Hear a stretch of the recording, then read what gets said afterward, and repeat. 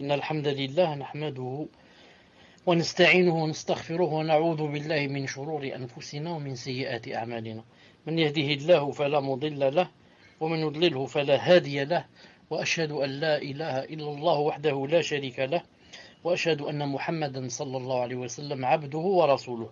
يا أيها الذين آمنوا اتقوا الله حق تقاته ولا تموتون إلا وأنتم مسلمون.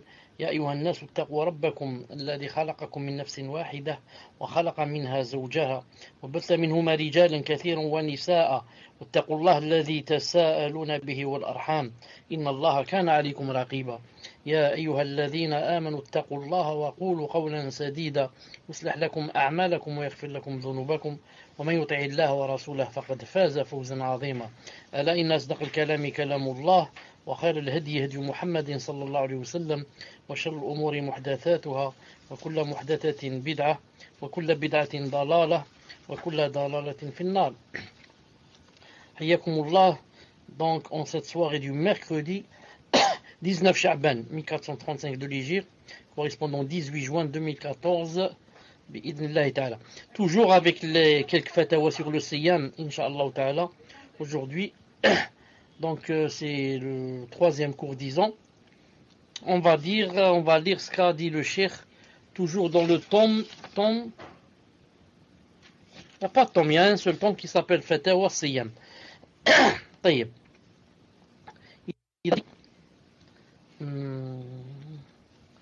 السفر إلى بلاد الكفر لا يجوز إلا بثلاثة شروط. Il a dit, le voyage vers un pays de kufr est interdit. Quand quelqu'un est dans un pays musulman, il ne lui est pas permis d'aller dans un pays de kuffar, sauf s'il remplit trois conditions. La première, أن يكون عنده علم يدفع به الشبهات. La première condition, le voyageur doit avoir la science qui lui permet de refouler les ambiguïtés. La deuxième, أن يكون عنده دين يمنعه من الشهوات. La deuxième condition, il faut qu'il ait la religion. Ici la religion, c'est-à-dire la piété, qui va refouler de lui shahawat. Une religion, une piété qui va refouler de lui les tentations. Et troisièmement, il doit être dans le besoin de voyager vers ce pays. Il doit être dans le besoin de voyager vers ce pays. Donc, pour que quelqu'un d'un pays musulman aille vers un pays de kuffar, il faut qu'il remplisse les trois conditions. La première, il faut qu'il ait la science nécessaire pour pouvoir refouler les ambiguïtés. S'il n'a pas la science nécessaire, qu'est-ce qui va lui arriver?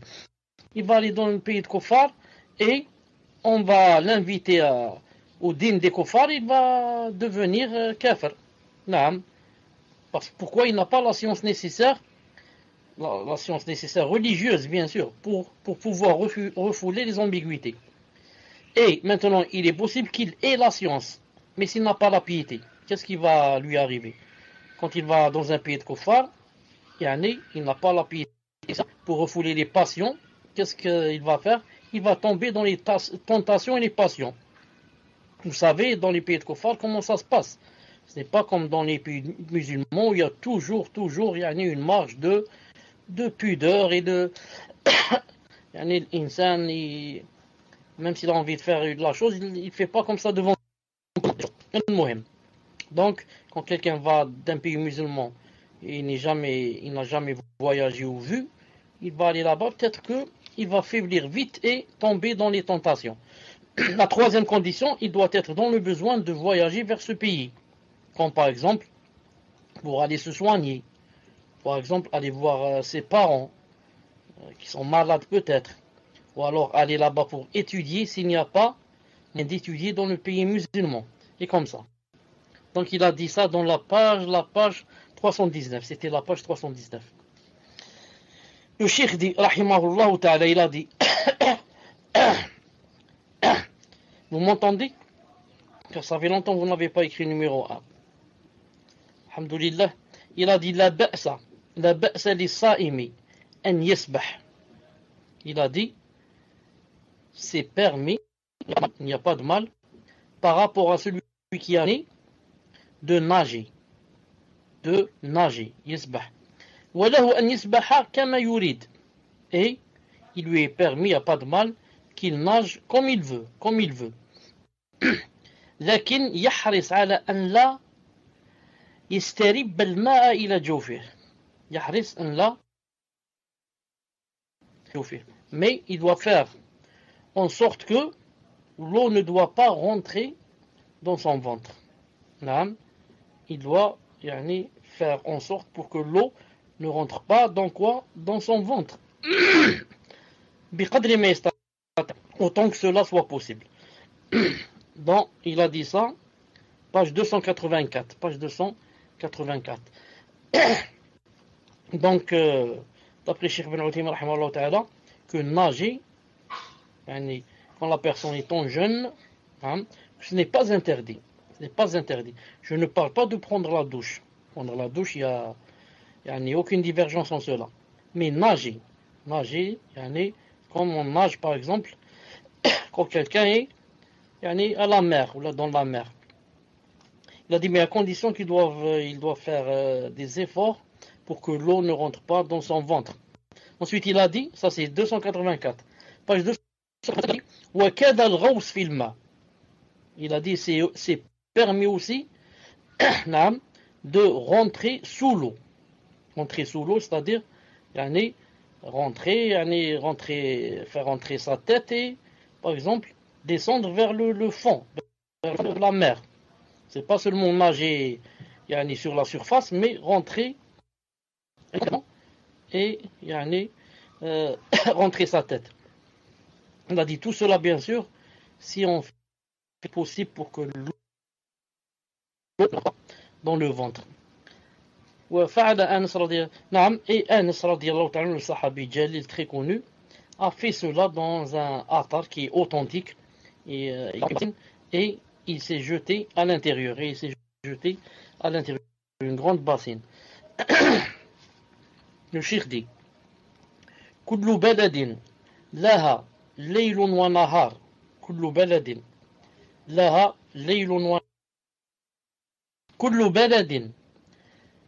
ليل ونهار على مر 24 ساعة يجب فيها الصوم في النهار سواء طال النهار أو قصر. Il a dit tout pays qui la journée ou bien le jour dure 24 heures, si on va joindre entre le jour et la nuit, il a dit la personne doit jeûner, même si le jour est long ou le jour est court, à condition que la journée c'est 24 heures. C'est 24 heures. Vous allez voir pourquoi. Il y a certains pays où la journée c'est pas 24 heures. Donc il a dit si c'est 24 heures, il doit jeûner. Il doit pas dire c'est long ou bien c'est court. إلا إذا كان النهار يومين أو ثلاثة أو 6 أشهر. Il a dit sauf si maintenant le jour par exemple il y a des coupures. Je reviens. On a dit chaque pays où c'est 24 heures, on doit jeûner, que ce soit long, que ce soit court. Il a dit sauf si la journée, ou sauf si le jour, des fois, c'est quoi? C'est 2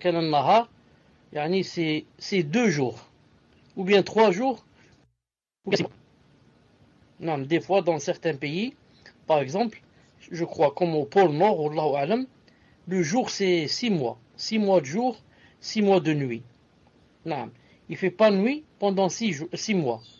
Ensuite, il ne fait pas jour pendant 6 mois. Donc, pendant les 6 mois où il fait jour, le soleil ne se couche pas. Comment je vais faire pour le ramadan? Est-ce que je dois jeûner jusqu'à ce que le soleil se couche? Ce n'est pas possible. Comment qu'il fait? فالصحيح هنا أنه يتبع أقرب بلد إليه لأنه أشبه ببلده من حيث الجغرافية والطقس والمناخ. Page 313-321.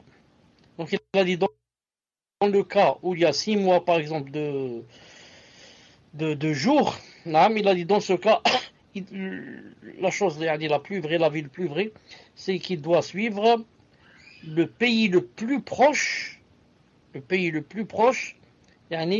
son pays, à condition que ce soit un pays, bien sûr, qui a le jour normal et la nuit normale, 24 heures. Donc il voit quel est le pays le plus proche qui a le jour normal et la nuit normale, il voit avec lui. Par exemple, il téléphone et il leur dit est-ce que le soleil s'est couché. Quand on dit oui, il vient de se coucher, il mange. Si c'est le pays le plus proche de lui. Il a dit Aqama Anas bishami sanatayn yaqsur min salat.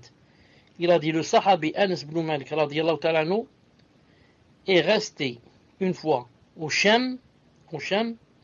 Le Sham, autrefois, maintenant, quand on dit le Sham, c'est la Syrie. Et encore, c'est Damas. Autrefois, le Sham, c'était la Syrie, le Liban, la Palestine et la Jordanie. Tout ça, on l'appelle Sham. Taïb. Anas radiyallahu ta'ala anhu est resté au Sham, en train de raccourcir la salat pendant 2 années. Donc ça, pour ceux qui disent que raccourcir la salat, c'est seulement 3 jours ou 4 jours ou 5 jours, il a dit pendant 2 années, il n'a cessé de raccourcir la salat. Ou le Hassan, مع عبد الرحمن بن سامورة سنتين بكابول. Et la même chose pour le Hassan. Il est resté avec Abdurrahman ibn Samura en train de raccourcir la salat pendant 2 années à Kaboul, en Afghanistan. Page 310. Et j'ajoute où Ibn Omar radiyallahu ta'ala anhu est resté 6 mois en train de raccourcir la salat quand il était en Azerbaïdjan. Ou Masrouq, le tabi'i connu, sanatayn. Il a raccourci la salat pendant 2 années dans un endroit qui s'appelle Silsila. Tout cela dans la page 310. À part ce que j'ai rapporté d'Ibn Omar, c'était dans mes notes personnelles. Est-ce que vous m'entendez? Alhamdulillah.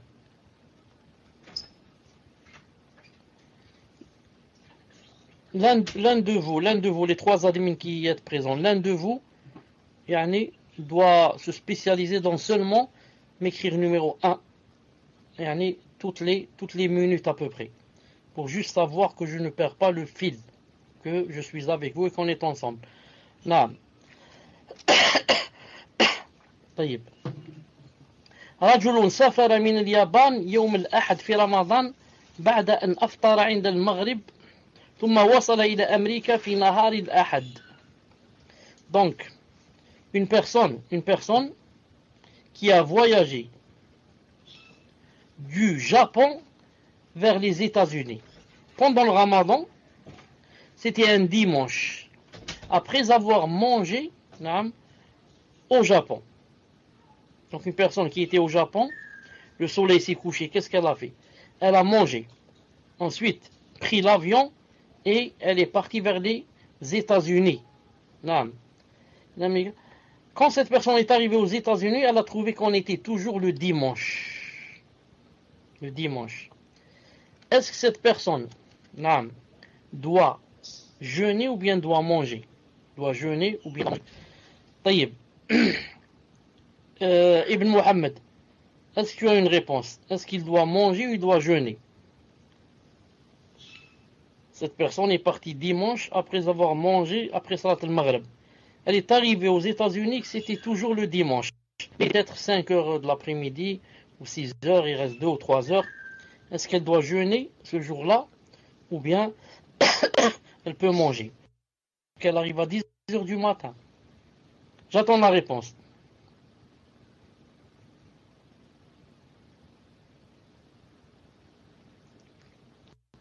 Ibn Muhammad, est-ce que tu es là d'abord? Est-ce que tu es là?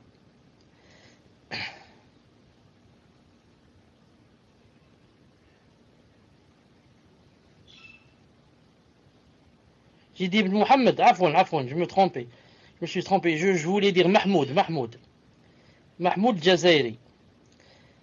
Mahmoud, c'est à toi que s'adresse la question.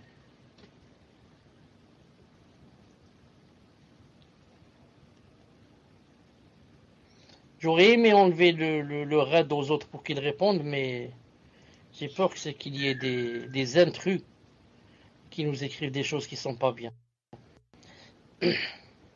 Taïb. On va voir s'il y a quelqu'un qui veut répondre. Voyageur, on n'est pas obligé de jeûner. Bon, ça c'est la première réponse.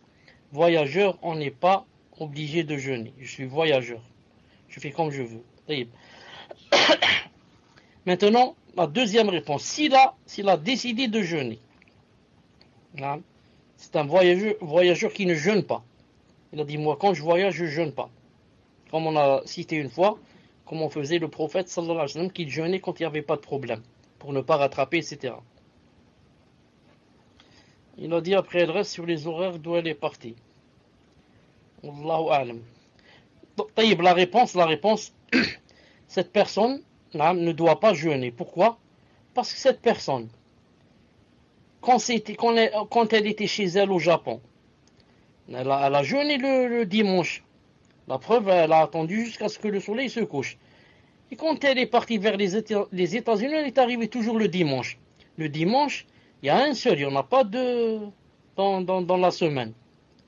Et donc le dimanche, lui, il l'a jeûné dans son pays. Non, il est parti après le Maghreb. Donc, il n'a pas à jeûner 2 fois le dimanche. Son dimanche, il l'a jeûné dans son pays. طيب. طيب, qu'est-ce qu'il a dit ici? وأما لو سافر قبل غروب الشمس من أمريكا إلى اليابان. نعم, قبل غروب الشمس من أمريكا. طيب, maintenant une autre question. Maintenant, il a voyagé, cette personne qui était au Japon, qui voulait aller vers les États-Unis, a voyagé une heure avant le coucher du soleil. 1 heure avant le coucher du soleil, elle a voyagé. Quand elle est arrivée au Japon, elle a trouvé qu'il restait encore 4 ou 5 heures. Alors si elle était chez elle, elle aurait mangé, ça fait longtemps. Et maintenant, elle est arrivée peut-être à 13 heures de l'après-midi. Comment qu'elle va faire? Est-ce qu'elle va suivre les horaires de son pays? Elle va dire, si j'étais chez moi, il restait 1 heure pour manger. Ou alors doit suivre les horaires du pays où elle est. Elle prend des horaires d'où elle est partie. Mohamed Hassan. Wallahu alam. طيب. Est-ce qu'il y a une autre réponse?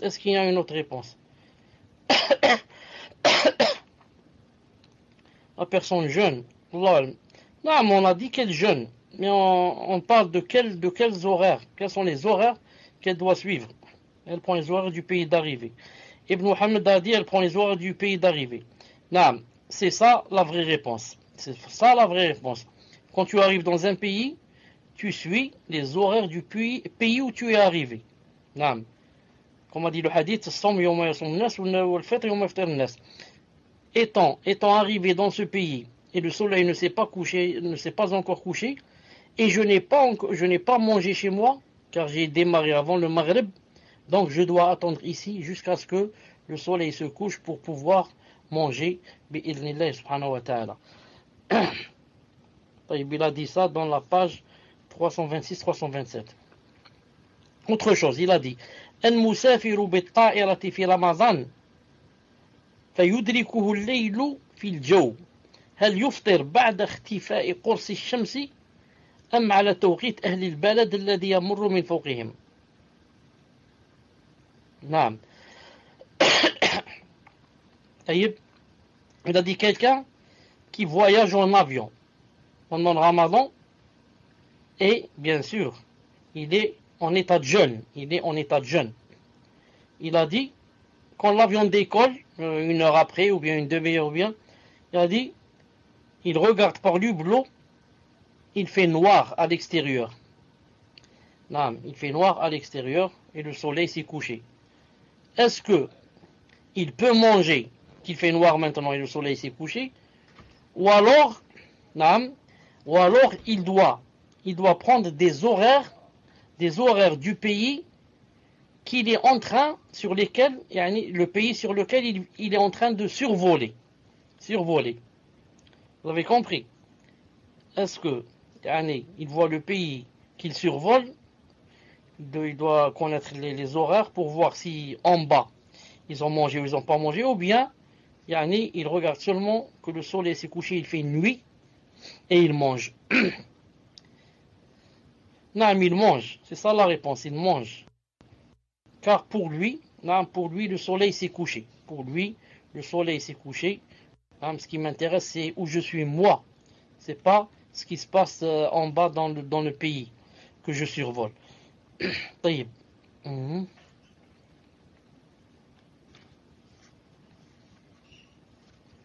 طيب.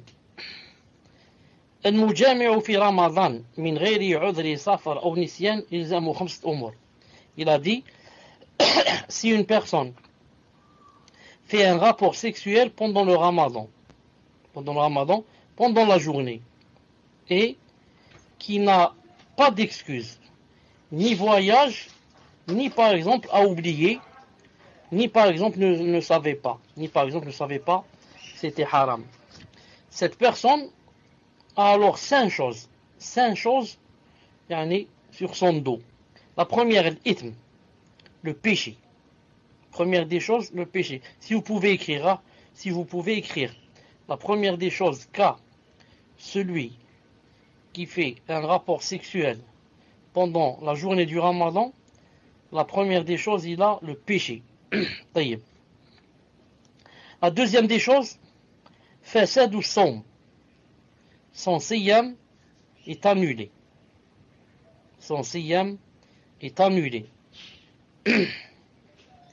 Troisième des choses, l'imsak. Troisième des choses, il doit quoi? Il doit, jeûner. Non. Il ne va pas dire, bon, j'ai fait ça, donc je vais maintenant boire le café et je vais manger. Non. Il doit s'arrêter, continuer à jeûner. L'imsak, il doit continuer son jeûne. Ça. Quatrième chose, qada al-yawm. Il doit rattraper le jour.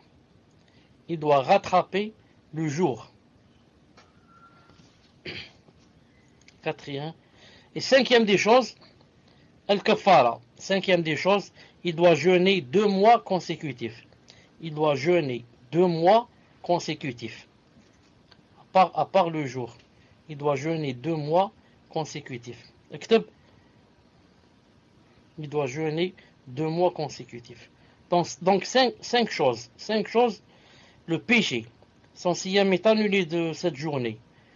Il doit continuer son jeûne, rattraper le jour et doit jeûner 2 mois consécutifs. Il a dit والمرأة في ذلك سواء إلا إذا كانت مكرهة فلا شيء عليها ولا قضاء. Il en est de même pour la femme. Il a dit il en est de même pour la femme. Sauf, il a dit, dans le cas où elle est sous la contrainte. Par exemple, il lui a mis un couteau sous la gorge ou bien un revolver sur la tempe.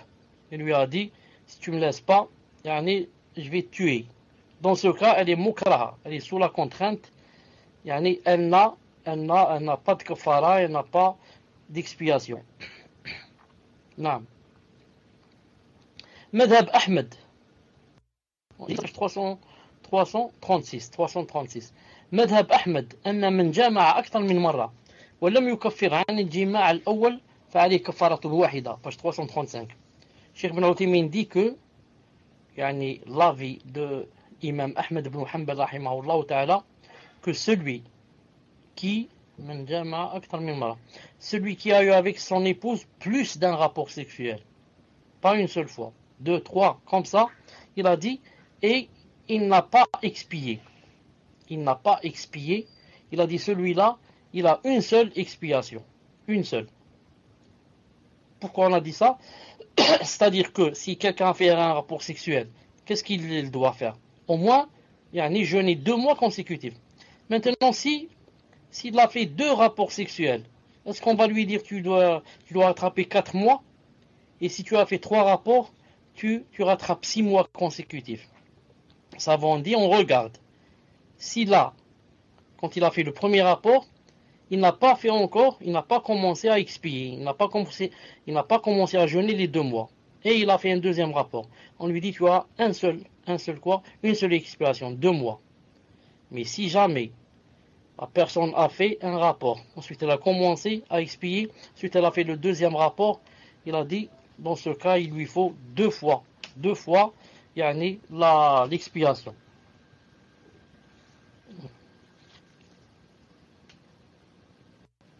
Ou du moins, peut-être, ici c'est un peu vague, peut-être que le cheikh veut dire tant qu'il n'a pas terminé les premiers 2 mois. Peut-être que tant qu'il n'a pas terminé les premiers 2 mois, et encore il a dans ce cas, ça lui reste peut-être une seule fois, yani la kfara. Wallahu ta'ala a'lam. Il a dit, une seconde, une chose importante ici, qu'est-ce qu'il y a? نعم سئل عن الغني إذا جمع في رمضان هل نلزمه بالصوم؟ نعم بدل العتق فأجاب. Il a dit, est-ce que quelqu'un qui est riche, par exemple, c'est un richard, et que maintenant il a fait un rapport pendant quoi? Pendant la journée du Ramadan. Est-ce que au lieu de lui dire,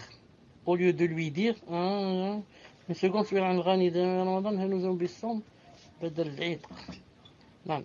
est-ce que au lieu de jeûner 2 mois, on va lui demander par exemple, d'affranchir un esclave? فأجاب بالإلزام بالعتق لا الصيام. Il a dit, on doit lui dire que فأجاب بالإلزام بالعتق لا الصيام. Une seconde, il y a quelque chose ici qui cloche, une seconde. Non. Vous savez que celui qui fait la chose qu'on vient de citer, que normalement, il commence par l'être, c'est-à-dire il commence par l'affranchissement. C'est comme ça la règle. Quand il n'y a pas les moyens d'affranchir ou il n'y a pas d'esclave par exemple, il passe à quoi? Il passe au siyam, 2 mois consécutifs. C'est comme ça que ça doit se passer. Maintenant, on a posé la question à Cheikh, il a dit, et si maintenant cette personne, c'est un richard, s'il fait un rapport pendant la journée, tu lui dis, va affranchir, il ne va rien sentir. Pour lui, il peut affranchir 1000 esclaves, il ne sent pas, tellement il a de l'argent. Il a dit, est-ce que c'est mieux alors? On va lui dire, tu jeûnes 2 mois. Non, tu n'affranchis pas car tu es riche, mais tu jeûnes 2 mois. Pour lui faire goûter, yani l'amertume de ce qu'il a fait. Le cheikh a dit non. Allah Ta'ala a dit qu'on commence par affranchir un pauvre, affranchir un esclave. Et on ne regarde pas celui qui va affranchir. S'il est riche, on lui dit tu n'affranchis pas, tu vas jeûner. Non. Toute personne qui a fait ce rapport doit commencer par affranchir un esclave. S'il n'y a pas, on passe au siyam. Bi'idhnillahi ta'ala. On a dit comme ça parce que certains savants ont dit comme ça. On dit le riche, si tu lui dis va affranchir, il peut affranchir 100 pauvres. Alors on va, pour qu'il sente qu'il a fait un grand péché, on va lui dire tu vas jeûner. Pour lui compliquer les choses, on va lui dire tu vas jeûner 2 mois consécutifs. Cheikh a dit ça, ce n'est pas vrai. Autre chose. Le cheikh dit البلغ النخامة إذا خرجت إلى الفم فليبزقها والصحيح أنه إذا ابتلعها أنها لا تفطر. 355. Le cheikh a dit le crachat. Bon, je ne sais pas comment on appelle ça en français. Ça doit avoir un nom. Des fois, la personne a pas la salive justement. Cherchez pas la salive. Quelque chose qui descend du nez. Quelque chose descend du nez vers la bouche. Ou alors quelque chose qui sort de la poitrine. La poitrine vers la bouche. Les glaires, jazakallahu khair. Glaire. Le cheikh a dit que la glaire, ou bien les glaires, il a dit, si on ressent ça dans la bouche, c'est descendu du nez, c'est descendu du nez, ou bien c'est monté de la poitrine, et maintenant on a ressenti ça dans la bouche, on crache cette chose. Wa sahih est l'avis le plus fort, que si jamais il l'avale, que ça ne rend pas le siyam, ça n'annule pas le siyam. Donc si quelqu'un ressent de la glaire dans sa bouche, qu'est-ce qu'il fait? Il doit cracher. Maintenant, en voulant cracher, il a avalé. Ça arrive. Non, ou bien ici, il a oublié, il a avalé. Il a avalé. Il n'a pas fait attention, il a avalé. Il a dit, Inch'Allah, il a dit, ça n'annule pas le siyam. Ça n'annule pas le siyam. Page 355.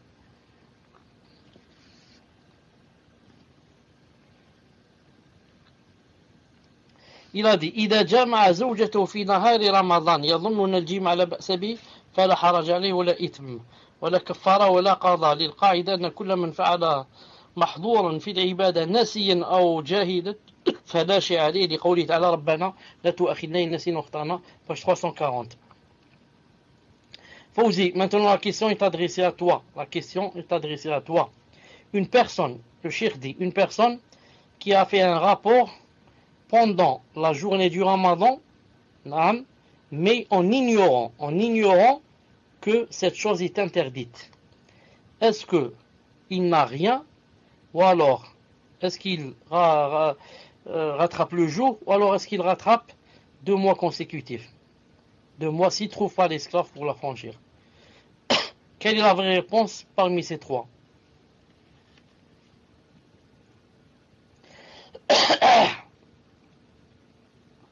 Il n'a rien car il ne savait pas. Naam, ahsant. C'est ça la vraie réponse. Il n'a rien à rattraper, son jeûne valide, il ne sait pas.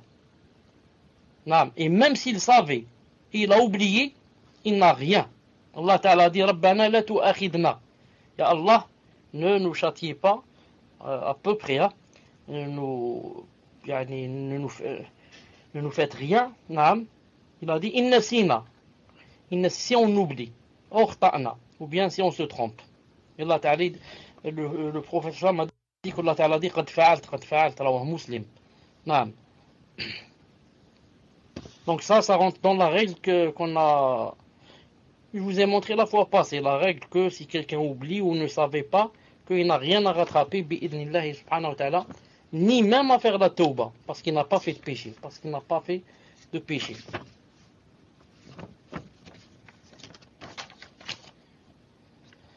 Voilà, Inch'Allah Ta'ala, si c'est possible, on va commencer dès maintenant, bi'idnillahi ta'ala, des questions, Inch'Allah Ta'ala. Naam, subhanakallahumma wa bihamdik. Ashhadu an la ilaha illa anta astaghfiruka wa atubu ilayk. Et si, comment il s'appelle? C'est Riyad, quand vous voyez qu'il est là avec nous, vous me le dites, Inch'Allah Ta'ala. On commence les questions. Assalamu alaikum wa rahmatullahi wa barakatuh. Est-ce qu'il y a du son? Alhamdulillah. Je vais récupérer, Inch'Allah, les premières questions dans le salon. Et Inch'Allah, je les fais parvenir au frère Ibn Mohammed, s'il veut bien les lire, ou bien le frère Mahmoud. Donc je demande aux frères et aux sœurs de m'ouvrir leur PV, afin que je puisse récupérer les questions, Inch'Allah. Barakallahu fikum.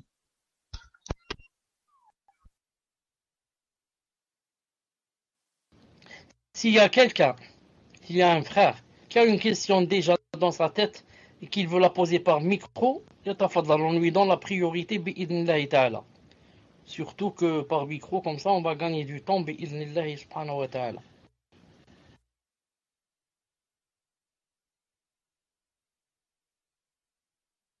Assalamu alaikum wa rahmatullahi wa barakatuh. Il y a tout à l'heure, cher, quand vous avez parlé par rapport à la personne qui a fait un rapport pendant le mois de Ramadan, pendant le jeûne, il y avait 5 choses. On a dit l'ithme, le péché, le siyam, qui est annulé, l'imsek, il doit continuer son jeûne. La quatrième, c'est doit rattraper le jour. Et 5, il doit jeûner 2 mois consécutifs. Il y a un frère qui demande, lorsque vous disiez ça, est-ce que c'est juste pour le rapport ou est-ce que c'est pour tout ce qui rompt le jeûne? Est-ce que c'est juste pour le rapport ou est-ce que c'est pour toute chose qui rompt le jeûne? Tfaddal ya cheikh. Wa jazakallahu khair.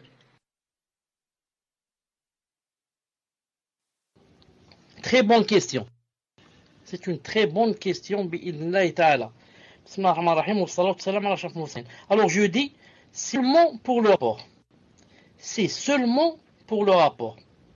Il avait mangé. Il avait mangé, il va ouvrir le frigo et commence à manger des pommes, n'importe quoi. S'il a bu, il a bu de la limonade, n'importe quoi, il n'a pas 2 mois consécutifs.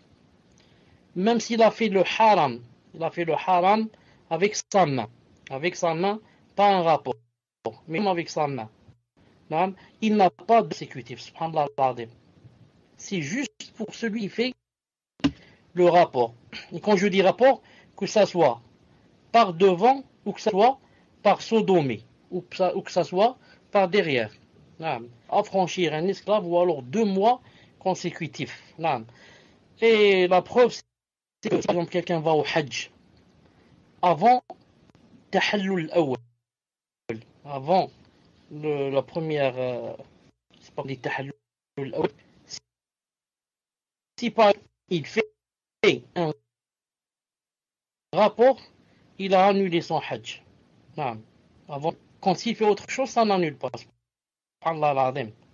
Donc, le rapport a des spécificités, comme dit Cheikh Ibn Uthaymin, a des spécificités.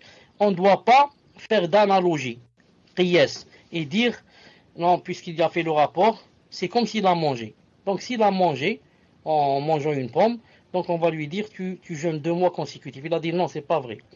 Ça un jugement spécial au rapport, au point où si quelqu'un fait la masturbation, il n'a pas 2 mois consécutifs. Il n'a pas 2 mois consécutifs. Tfaddal. Bismillah wa salatu wa salam ala. Je vais vous poser la première question qu'on m'a envoyée, cher. Question d'une sœur qui dit: vous avez dit lors du premier cours sur le jeûne que lorsqu'un enfant devient pubère à 14 heures, par exemple, lors du mois de Ramadan, il doit jeûner ce jour, mais ne doit pas le rattraper. Qu'en est-il de la fille qui devient pubère à 14 heures de jeûne, car la chose connue est qu'elle ne pourra pas jeûner ce jour à cause de ses menstrues? Barakallahu fikum, cher.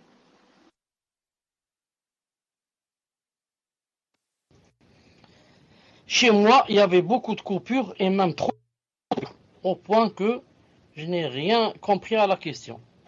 Un mot je l'entends et un mot je ne les entends pas.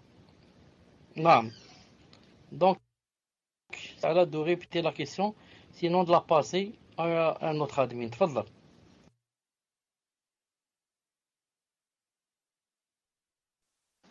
Je vais réessayer, cher. Donc, vous avez dit que lorsqu'un enfant devient pubère, à 14 heures, lors du mois de Ramadan, il doit jeûner ce jour, mais ne doit pas le rattraper. La sœur demande: qu'en est-il de la jeune fille qui devient pubère à 14 heures? Est-ce qu'elle doit rattraper ce jour de jeûne, sachant qu'elle ne pourra pas jeûner ce jour à cause de ses menstrues?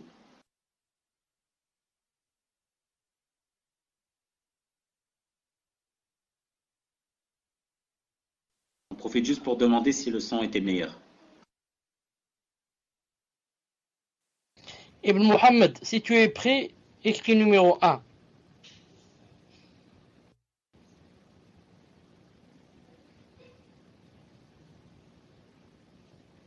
Tafadhal, Inch'Allah ta'ala. Je ne sais pas si vous avez un décalage, cher. Attendez, cher. Alhamdoulilah. D'accord, donc sa question est: lors d'un précédent cours, vous avez dit qu'un enfant qui devient pubère à 14 heures, par exemple, lors du mois de Ramadan, il doit jeûner ce jour, mais il ne doit pas le rattraper. Elle dit: qu'en est-il de la fille qui devient pubère à 14 heures? Est-ce qu'elle doit rattraper ce jour de jeûne, sachant que la chose connue est qu'elle ne pourra pas jeûner à cause de ses menstrues? Donc, que doit faire une fille qui a une journée de Ramadan?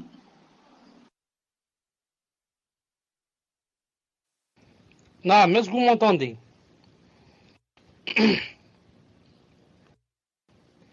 Alhamdulillah, donc qui devient pubère à 14 heures pour la première pendant la journée du Ramadan, elle commence à jeûner à partir du moment où ce n'est pas comme celle qui a l'habitude d'avoir les menstrues et s'est purifiée à 14 heures. Celle qui s'est purifiée à 14 heures, qu'est-ce qu'elle fait? Après, Cheikh Ibn Uthaymin ne jeûne pas. Pourquoi? Parce que le Fajr est passé, elle doit commencer pendant le Fajr. Mais le Fajr est passé et elle n'a pas commencé. Elle avait un empêchement qui était des règles. Par contre, celle-là, elle n'avait pas d'empêchement. Pour elle, il n'y avait pas du tout le Ramadan. Ce n'était pas obligatoire pour elle. Mais maintenant, elle vient de devenir plus belle. L'obligation, pour elle, et c'est nouveau. C'est nouveau. Donc, à partir de ce moment, elle a jeûné bi'idhnillah subhanahu wa ta'ala. تفضل.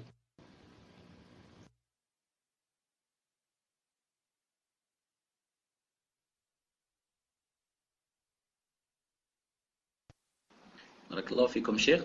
La deuxième question est également la question d'une sœur. Et au sujet du lavage mortuaire. Si on regarde le jugement, cela est wajib. C'est obligatoire, sachant que le wajib se divise en deux, l'individuel et le collectif. Si dans une ville, il y a déjà un groupe, mais que ce groupe n'est pas salafi et n'applique pas correctement les principes du lavage, est-ce que ça devient wajib dans la communauté? Donc, est-ce que le lavage mortuaire devient, pour les qui le font, ne sont pas salafis, ils ne pratiquent pas le lavage mortuaire comme il se doit?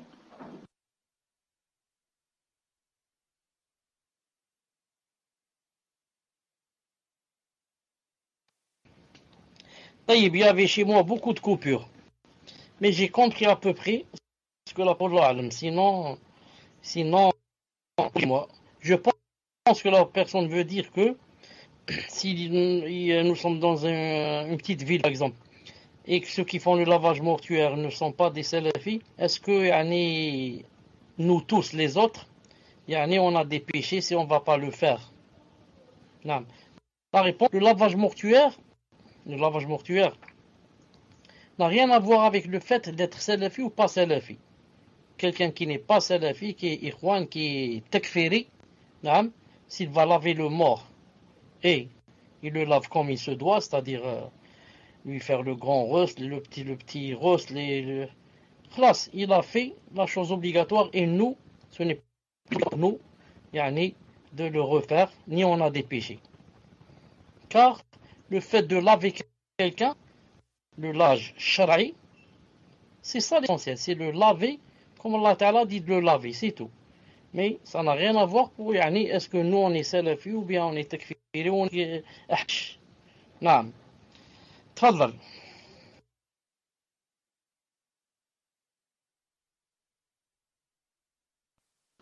Barakallahu fikum. Dites-moi si ça coupe au cas où. La prochaine question est la question d'un frère qui dit: j'aimerais connaître l'histoire de la sahabiya qui s'occupait de la mosquée avec l'histoire de l'oiseau, le pigeon. Barakallahu fikum, cher.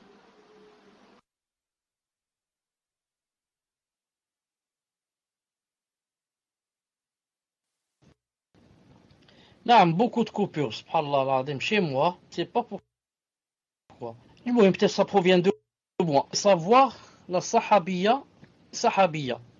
On n'a pas continué la question. Il parle de quelle sahabiya qui voudrait connaître.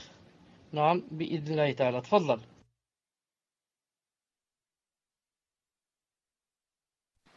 Assalamu alaikum. Cheikh, la question était par rapport à la sahabiya, radiallahu anha, avec l'histoire de l'oiseau dans la mosquée. L'histoire de l'oiseau dans la mosquée, l'histoire de la sahabiya, radiallahu anha. Cheikh, ça coupe, lorsque vous parlez, ça coupe pas mal. Hein. Et Ibn Muhammad, quand il parle, on l'entend. Donc je pense que c'est possible que ce soit vous qui avez un souci avec votre connexion.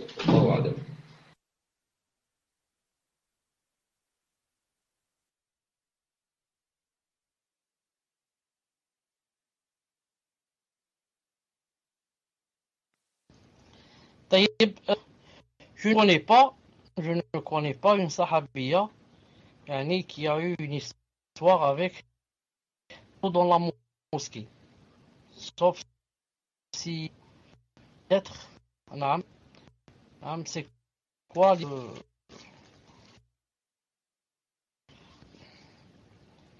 est-ce que quelqu'un peut me rappeler c'est quoi ça? طيب, donc je sors, Inch'Allah Ta'ala.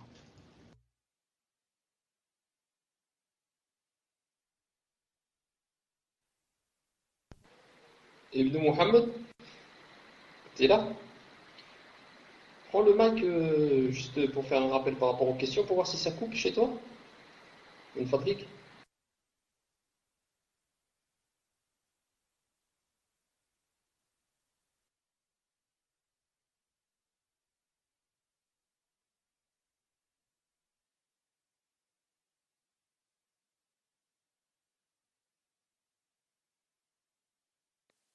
Salam alaikum. Sinon, on va changer de salon. Si ça coupe beaucoup, comme ça, on va changer de salon.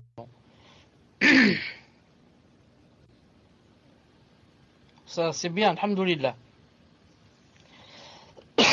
Est-ce que la personne veut, elle entend par là la sahabiya qui yani, a eu une affaire avec un oiseau, mais pas dans la mosquée,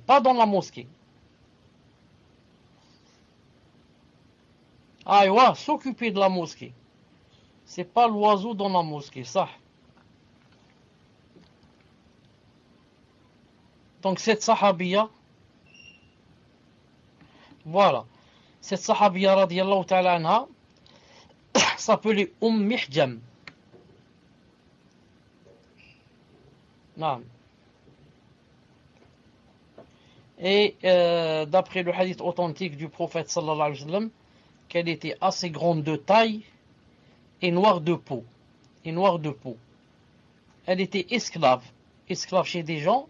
Elle était kafira. Une fois, les gens avec lesquels, chez qui elle était esclave, ont fait un voyage, je ne sais où. Alors ils l'ont emmené avec eux. Et quand ils étaient en plein voyage dans le désert, attendez une chose, et cette famille-là avait laissé une chaîne d'or chez cette sahabiya.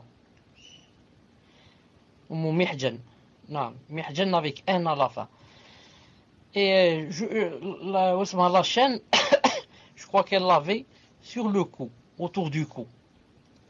Alors pendant le voyage, il y a, c'est pas un pigeon, mais disons, comment il s'appelle avec, c'est pas le vautour, il y a le troisième, comme un aigle. Voilà. Je pense que c'est un aigle. Qui est descendu, qui planait sur le ciel, quand il a vu la chaîne briller sur son cou, il a cru que c'était de la viande ou je ne sais quoi.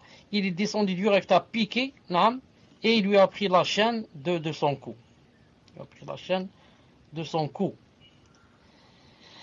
طيب, elle était un peu à l'écart, de la famille avec laquelle elle a voyagé. طيب. Alors maintenant, quand ils ont, je crois que, je ne sais pas exactement comment ça s'est passé, mais on lui a demandé où est la chaîne. Alors elle a dit, voilà, je viens de perdre la chaîne. Bien sûr, personne ne l'a cru. La chaîne, l'aigle est venu prendre la chaîne. Arrête de mentir. Ça s'est jamais vu, ça s'est jamais passé dans l'histoire. Donne-nous la chaîne, j'ai pas la chaîne. L'oiseau l'a pris, l'aigle l'a pris, ou l'épervier, ou je ne sais quoi. Et ils l'ont pas cru. طيب. Maintenant, il appelle à Salat al-Isha et il prie vite. Et j'ai peur de ne pas arriver. Quand je reviens, Inch'Allah Ta'ala, le deuxième épisode de cette histoire, bi'idhnillah Ta'ala. Salam alaikum wa rahmatullahi.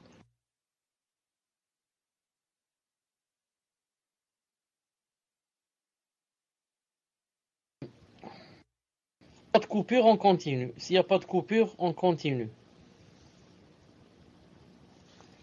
Alhamdulillah. Donc, on continue l'histoire de Mihjan. Mihjan, comme ça. Mihjan.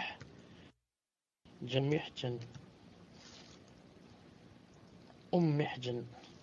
Une seconde, je vais l'écrire. Mihjan.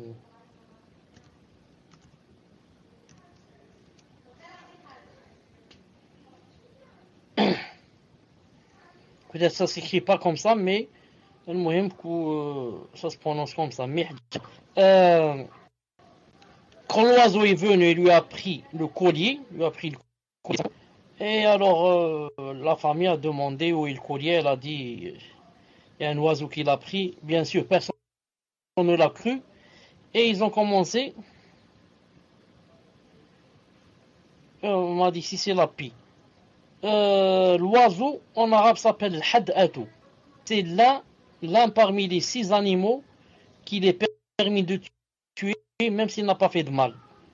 Pourquoi? Parce que le had'atu c'est un animal, c'est un oiseau qui est connu. Je ne sais pas comment ça s'appelle en français, mais je ne pense pas que c'est la pire. Je connaissais le nom plusieurs fois, on me l'a donné, et comme ce hadith je ne le cite que très rarement, donc j'oublie comment ça s'appelle en français. C'est un oiseau comme le pigeon, plus grand que le pigeon, qui est très connu, il est dans la campagne, il est ferme, il a quelque chose de spécial, il peut s'arrêter en plein air. En haut, il s'arrête, et il regarde ce qu'il passe en bas, et il descend pour prendre les poussins, les petites poules dans la ferme, les oiseaux, tout ça, il les prend, il les vole. C'est pas un aigle, non, c'est pas un aigle. Non, c'est pas un aigle. C'est pas un sacre, c'est pas le sacre. Ça s'appelle le had'a. En arabe, ça s'appelle le had'atu. Reste en français, je connaissais comment ça s'appelle, mais je l'ai oublié. El-Mohim. Donc cet oiseau est parmi les 5 ou 6 qu'il est permis de tuer. Pourquoi? Parce que, comme vous l'avez vu dans cette histoire, il fait le mal. Regardez comment il prend des poussins, il prend n'importe quoi. Et ici, il a cru que c'était quelque chose de la viande ou je ne sais pas quoi. Il est descendu prendre le collier de El-Mohim. C'est le faucon. Allahu alam. Quand elle a dit que j'ai pas la chol, c'est le faucon qui l'a pris. On l'a pas cru et on l'a dévêtu. On lui a enlevé tous ses vêtements et on a cherché même dans ses parties intimes. Alors là, ça l'a vraiment touché et quand ils n'ont pas trouvé la chol, ensuite ils ont marché un peu, quelques kilomètres, combien de moments. Ensuite, subhanallah, l'oiseau est revenu de nouveau sur leur tête et a jeté le collier. Quand le collier est tombé, les gens ont vu que vraiment, elle disait vrai, qu'elle ne mentait pas. On lui a dit, maintenant qu'on s'est trompé, on regrette, etc. Qu'est-ce que tu veux, par exemple, en revanche? Elle a dit, affranchissez-moi, je ne reste pas avec vous, je ne reste pas chez vous. On l'a affranchie, elle est partie vers Médine, c'était la ville la plus proche. Elle a entendu là-bas, elle a vu les musulmans, elle a entendu qu'il y avait une religion qui s'appelle l'islam, etc. Elle est rentrée en islam, et quand elle est allée à la mosquée du prophète, sallallahu alayhi wa sallam, elle lui a raconté aussi son histoire. Elle a raconté à Aïcha, radiyallahu ta'ala anha. El-Mohim, elle n'avait pas où habiter. Alors le prophète sallallahu alayhi wa sallam lui a dit de prendre un coin de la mosquée, d'y mettre une petite buse. Elle lui a dit de mettre une petite tente. Et elle a vécu dans cette tente jusqu'à sa mort. Alors en contrepartie, pour vivre dans la mosquée, habiter dans la mosquée, en contrepartie, elle faisait quoi? Elle faisait le nettoyage de la mosquée. Comme on dit, balayer, laver les choses, etc. Peut-être, je ne sais pas s'il y avait les toilettes ou pas. El-Mohim. Une fois le prophète, sallallahu alayhi wa sallam, a demandé, il a dit, ça fait longtemps que je ne l'ai pas vu, Mihjan. On lui a dit justement, elle est morte. Hier ou avant-hier, il a dit, subhanallah. Pourquoi vous ne m'avez pas averti? Ils ont dit, on l'a enterré la nuit. On n'a pas voulu te déranger. Voilà son histoire, radiyallahu ta'ala anha, radiyallahu ta'ala anha. Et en fait, cet oiseau-là était la cause de sa tauba, la cause de son entrée en islam. Il lui a fait un problème et son problème, alhamdoulilah, s'est réglé de la meilleure façon. On rentre en islam, en étant très proche du prophète, sallallahu alayhi wa sallam, en habitant dans la mosquée et en étant avec les épouses du prophète, sallallahu alayhi wa sallam. Masha'Allah, la quwwata illa billah. Al-Muhim, je voulais dire quelque chose. Naam. Donc de ce hadith, on prend que c'est permis quoi? C'est permis d'enterrer la nuit, car elle a été enterrée la nuit. Et le prophète, voilà, c'est le milan, inshallah ta'ala. Maintenant, je me rappelle, vous m'avez dit tous les autres oiseaux, j'ai pas senti quelque chose dans mon milan. Maintenant, je me rappelle, inshallah ta'ala, que c'est lui. Al-Muhim. Les savants ont dit que donc on peut enterrer quelqu'un de nuit. D'ailleurs, le prophète sallallahu alayhi wa sallam lui-même a été enterré la nuit. Et elle-même, la fille du prophète alayhi wa sallam, a été enterrée la nuit. Non. Les 5 nuisibles sont le rat, le scorpion, le chien enragé, le corbeau et le milan. Non, le corbeau c'est pas le corbeau simple, l'abqa, qui a quelque chose de blanc sur le ventre. Quelque chose de blanc sur le ventre. Ces 5 animaux, le scorpion, le chien enragé, le corbeau, l'abqa et le milan, on peut les tuer même s'ils n'ont pas fait de mal. C'est-à-dire, toi, quand tu trouves un rat dans la rue, c'est pas la peine que tu dises Al-Muhim, il n'a mordu personne, il n'a rien fait. Non, tu le tues parce qu'il est nuisible. La même chose pour le scorpion. Même s'il t'a pas quoi, il t'a pas mordu, alors tu le tues. Non. La même chose pour les 5 qu'on a cités. Al-Muhim. Et qu'est-ce qu'ils ont pris aussi de ce hadith? Alors le prophète sallam est allé prier sur elle, sur la tombe. Donc c'est permis pour quelqu'un qui a perdu quelqu'un et il n'a pas prié sur lui, d'aller prier sur lui, sur la tombe. Cheikh Ibn Uthaymin a dit que cette personne, quand elle est morte, que celle qui veut prier sur elle, la personne qui veut prier sur elle, le prieur, doit être en état, doit être par exemple pubère pour pouvoir prier, et doit être pubère et musulman au moment où la personne est morte. Taïb. Autre chose, qu'est-ce qu'on prend aussi de ce hadith? Les savants ont pris aussi de cette histoire, certains, comme Cheikh Al-Albani et d'autres, ils ont dit dans cette histoire il y a une preuve que la femme peut rentrer à la mosquée même en ayant les menstrues. L'avis de Cheikh Al-Albani. Ils ont dit pourquoi? Ils ont dit parce que Mihjan habitait dans la mosquée. Elle a habité des années et des années. Donc, pendant les années, c'est obligatoire qu'elle. Et jamais on a entendu que le prophète islam lui a dit quand tu avais les menstrues, il faut quitter la mosquée. Donc, elle avait 5-6 jours de menstrues chaque mois. Et pourtant, elle est restée des années dans la mosquée. Et les nuits où elle avait les menstrues, elle passait la nuit dans la mosquée. Naam. Wallahu ta'ala a'lam. Tfadla, inshallah ta'ala, on passe à la première question. Tfadla. Les admins, est-ce que vous m'entendez? Assalamu alaikum. Afwan, je n'avais pas vu que je devais prendre des questions. Donc, Cheikh, première question d'une sœur qui demande: une personne convertie souhaite partir en voyage durant la période du jeûne. Cette personne souhaite bénéficier de la permission de ne pas jeûner le temps de son voyage. Celle-ci dit: elle a avoué que si elle désirait ne pas jeûner, c'est uniquement pour ne pas que sa famille sache qu'elle fait le ramadan par faiblesse envers eux, et que sans cela, elle jeûnerait en voyage. Elle veut ne pas jeûner avec sa famille et jeûner quand elle est hors du foyer, et tout cela durant le même voyage. Cheikh, avec une intention et une pratique comme celle-ci, quel est le statut du jeûne et de la personne? C'est-à-dire, le jeûne devient-il obligatoire? A-t-elle des péchés, etc. D'après moi, je pense que ça doit être une personne convertie. Wallahu a'lam. Fadal le Cheikh, autrement, si vous voulez que je répète, je répète.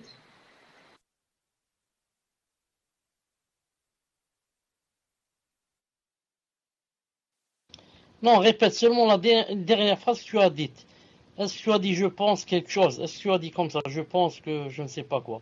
Qu'est-ce que tu as dit?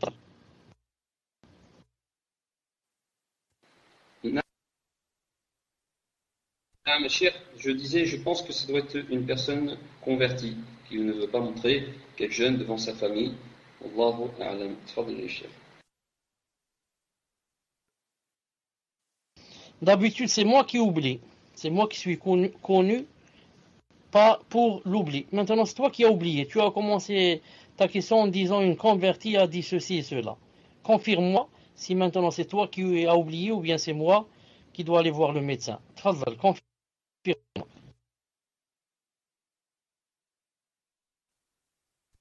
Non, mes chers, je dois prendre rendez-vous chez le médecin. Barakallahu fik ya cheikh. Non, ça, c'est vrai, ça. Tfadal ya cheikh. Alhamdulillah, j'espère que ce n'est pas moi qui t'ai contaminé. J'espère, Inch'Allah Ta'ala, ce n'est pas moi qui t'ai contaminé, bi'idhnillahi Ta'ala. Sinon, ça va arriver au demi, femme. Donc, je dis à cette personne, Inch'Allah Ta'ala, tant Allah subhanahu wa tant que Allah subhanahu wa ta'ala t'a permis de quoi? T'a permis de manger pendant le voyage et que le jeûne n'est plus obligatoire pendant le voyage, alors profite pour ne pas jeûner, pour ne pas justement avoir de problème avec la famille. Si tu vas avoir des problèmes, et Allah Ta'ala t'a permis de ne pas jeûner, alors tu profites de cette permission que Allah Ta'ala t'a donnée pour en même temps refouler les problèmes qui risquent d'exposer ou alors d'exploser avec la famille. Naam. Wallahu Ta'ala alam. Tfaddal. Naam, donc la prochaine question. Question d'un frère qui demande: Cheikh, dans la ville où je suis, il prie 1h30 après Salat al-Maghrib. Beaucoup de da'i de confiance ont fait nasiha afin de ne pas prier 1h30 après le Maghrib, mais sans succès. Vous nous aviez dit dans un cours de questions-réponses qu'il fallait prendre un institut de confiance pour les heures de salawat. Et alhamdoulilah, j'ai choisi l'institut Sunna, qui est un institut salafi. On prie Salat al-Isha actuellement à minuit 10. Et l'institut se trouve loin de chez moi quand je reviens de l'Isha. Il est quasiment 1h du matin. Donc ma question, comment pourrais-je faire Tarawih vu que quand je rentre, il est presque 1h du matin et le Fajr est à 3h50? Est-ce que je pourrais faire l'Isha dans la mosquée la plus proche de chez moi pendant qu'ils font Tarawih en mettant l'intention? Veuillez bien m'éclairer, Yachir, car j'en ai trop besoin. Fadal Yachir.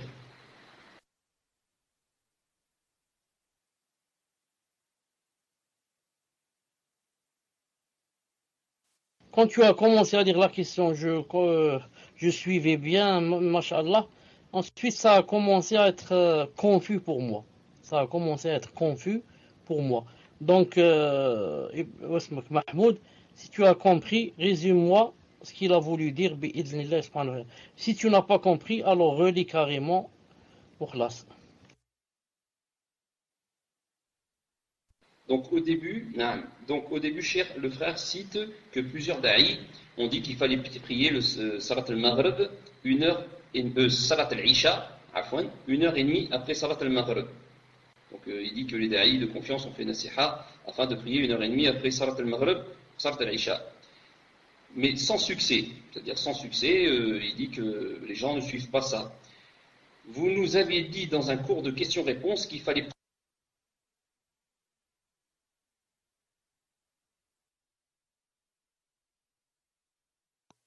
Est-ce que tu es sûr que c'est ce qu'il dit?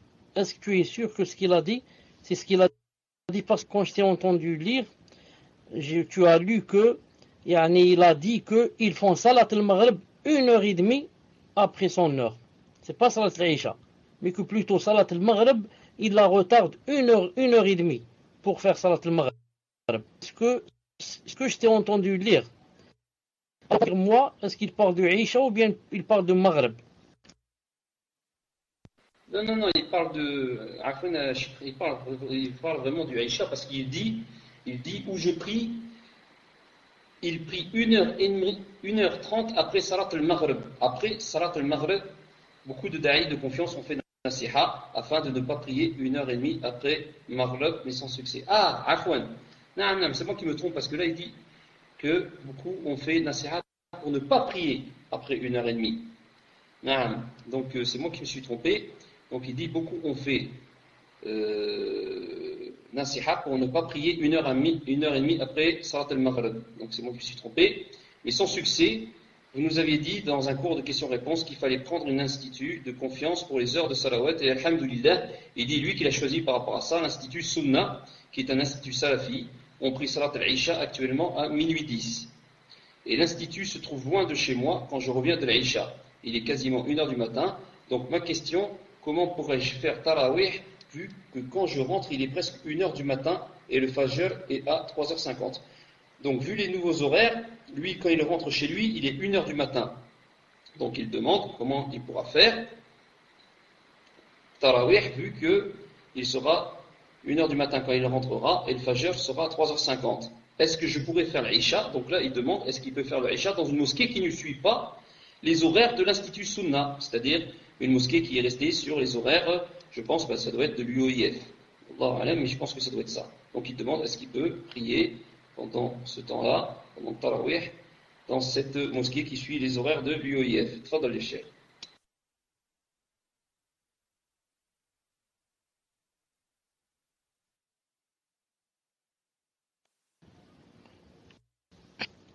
Quand je médite bien la question, pour Allah, en fait, c'est pas toi qui t'es trompé.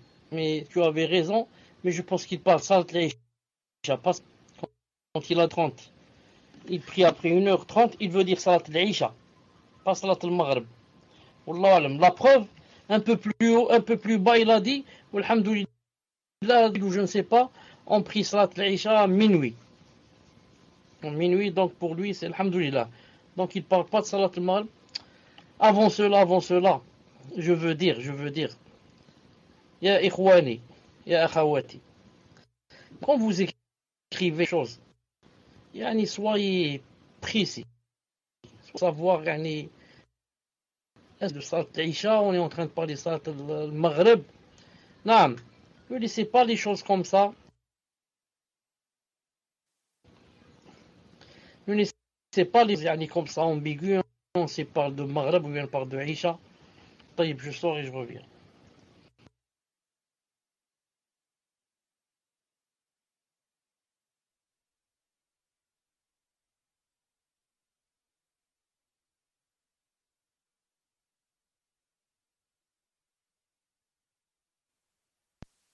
Afwan, juste le temps que Cheikh revienne, je voulais juste dire que le problème des fois, c'est que vous donnez trop de détails qui n'ont pas de rapport avec la question, ce qui fait que ça peut porter confusion à la personne qui lit la question et surtout celui qui doit répondre. Et des fois, vous oubliez des détails qui sont importants pour la réponse. Donc des fois, vraiment, c'est plus une histoire que vous racontez avec beaucoup de détails qui n'ont rien à voir.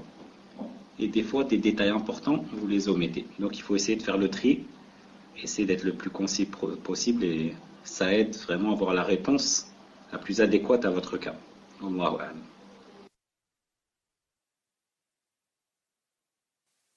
Non, barakallahu fik, ça c'est vrai. Ou bien trop de détails qui ne sont pas importants, ou bien il n'y a pas les détails importants dans la question. Al-Muhim. Donc la personne a dit que maintenant elle prie Tarawih à 1h du matin ou quelque chose comme ça. Tarawih, tu as toute la nuit devant toi. Que tu pries à minuit, à 1h du matin, à 2h, à 3h, tout ça c'est Tarawih. Al-Muhim, l'essentiel c'est quoi? L'essentiel c'est de ne pas aller prier après Salat al-Fajr. Mais depuis Salat al-Isha jusqu'à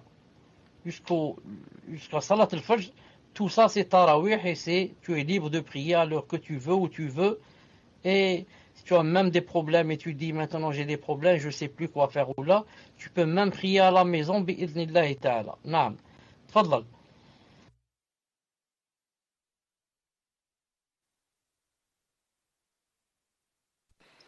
Naam, barakallahu fik, cher. Je voulais juste vous dire une chose, cher, c'est que il y a votre élève Ibrahim Paul qui est de retour Et je ne sais pas si vous saviez, il n'était pas là, il était en voyage. Car maintenant, Allah Ibarak, il étudie Al-Medina et il est avec vous et il vous passe le salam. Donc voilà, c'était pour ça que tout à l'heure j'étais un petit peu perturbé par rapport à la question. Khair, Inch'Allah. Donc, prochaine question. Chère la femme qui a eu ses règles et s'aperçoit qu'elle est propre, par exemple, vers 15 heures de l'après-midi ou vers 10 heures du matin, doit-elle jeûner? À quel moment doit-elle commencer son jeûne? Quand ses menstrues sont terminées? Barakallahu fik. Quel conseil pouvez-vous nous donner afin de purifier son cœur durant ce mois de Ramadan, afin de rester ferme par la suite? Tfaddali, cher.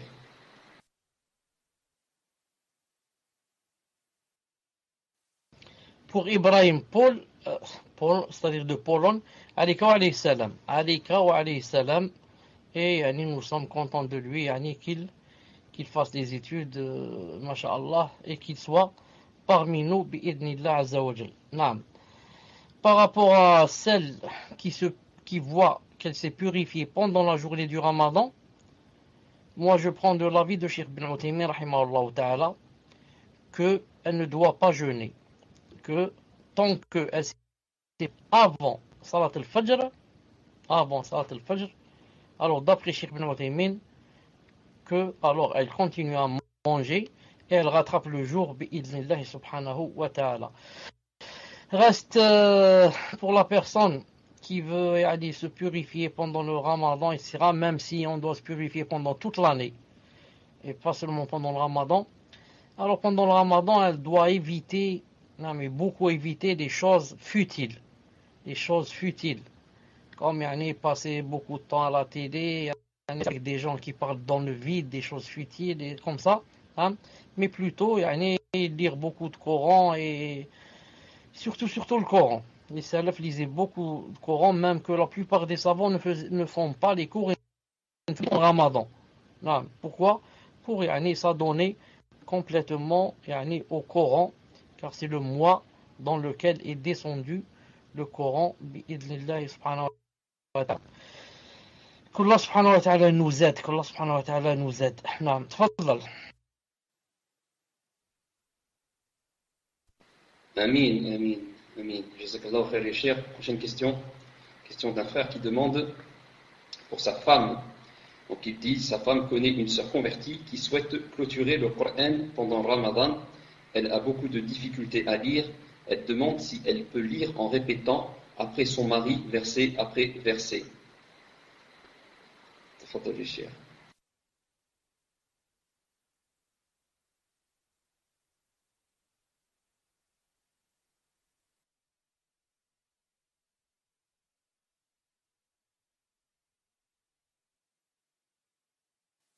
C'est-à-dire comment? Tfaddal.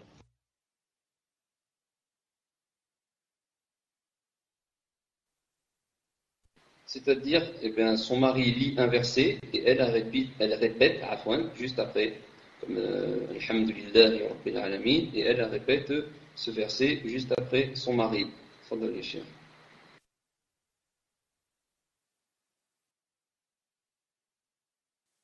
Non, j'ai compris maintenant. Je ne connais pas la réponse à cette question, car je ne l'ai jamais lu chez un savant ou entendu chez un savant. Non. Mais ce que je sais, c'est qu'il y a un hadith authentique du prophète sallallahu alayhi wa sallam, que celui qui lit aisément, que celui-là c'est comme s'il était avec les anges. Non, on me dit qu'on m'entend pas. Et que celui qui lit avec des difficultés, que celui-là, Allah subhanahu wa ta'ala lui donne, incha'Allah ta'ala, lui donne, au moins deux fois, la récompense. La première pour avoir lu, et la deuxième récompense, celle de quoi? Celle de la difficulté. Voilà. Jazakallahu khair. Celui qui récite habilement le Coran sera avec des anges nobles et obéissants. Tandis que celui qui le récite péniblement, en bégayant, aura une double récompense. Donc vous voyez ici que le prophète sallallahu alayhi wa sallam n'a pas dit, il a dit qu'il y avait seulement deux solutions. Ou bien que tu lis, masha'Allah, tu es avec les anges, ou bien que tu lis péniblement, tu as une double récompense. et il n'a pas dit que yani, quelqu'un va lire et l'autre il va répéter à sa place. Non, ça c'est lorsqu'on veut apprendre. Lorsque je veux apprendre le Coran, quelqu'un lit et moi je répète 3, 4, 5, 6 fois, 10 fois jusqu'à ce que le verset soit yani, Inch'Allah ta'ala, ancré dans mon cœur. Sinon, j'essaie de lire et si je lis bien, mashallah, si je dis mal, j'ai 2 fois la récompense. C'est une ni'ma d'Allah subhanahu wa ta'ala. Wallahu a'lam. Mais je ne dis pas que c'est interdit ce qu'a dit la sœur, de lire derrière après le mari. Je ne dis pas que c'est interdit. Mais je dis que je ne connais rien en ce sens. Tfadlal.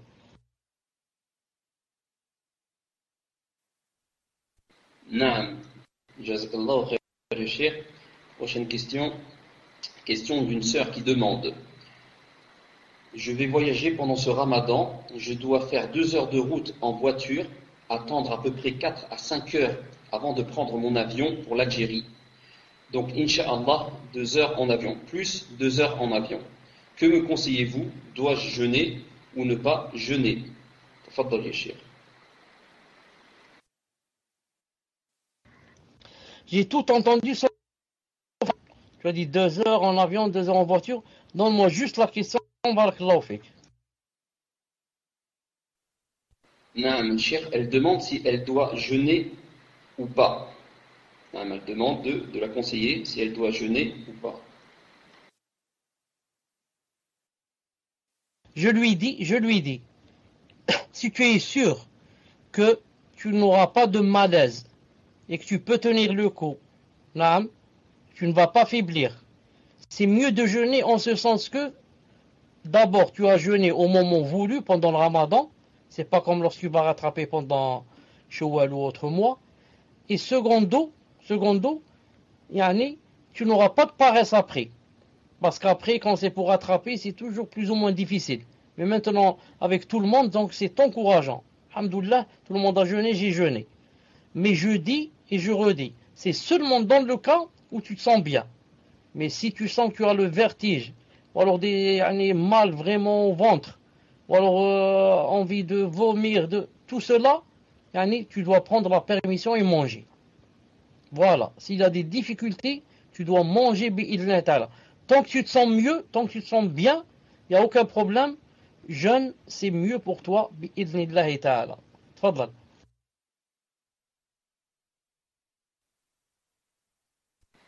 Naam, barakallahu fik, Cheikh. Prochaine question. Question d'un frère qui demande: au moment du Adhan, du Fajr, doit-on recracher ce qu'on a dans la bouche ou peut-on finir? Au moment du Adhan, du Fajr, doit-on recracher ce que l'on a dans la bouche ou le finir? Fadl le Cheikh. On ne crache pas. Si on est en train de manger, on a entendu le Adhan, on termine vite. On termine ce qu'on est en train de manger. Mais ce qui se fait pas, c'est que j'ai pas encore commencé à manger et j'entends l'adhan. Je vais commencer à manger. Là, ça se fait pas. Mais si j'avais déjà commencé à manger ou à boire et que j'ai entendu l'adhan, je finis vite ce que j'ai à manger, à boire, et ensuite, je commence le siyam bi'idhnillah ta'ala sans avoir besoin de cracher quoi que ce soit. Tfadlal.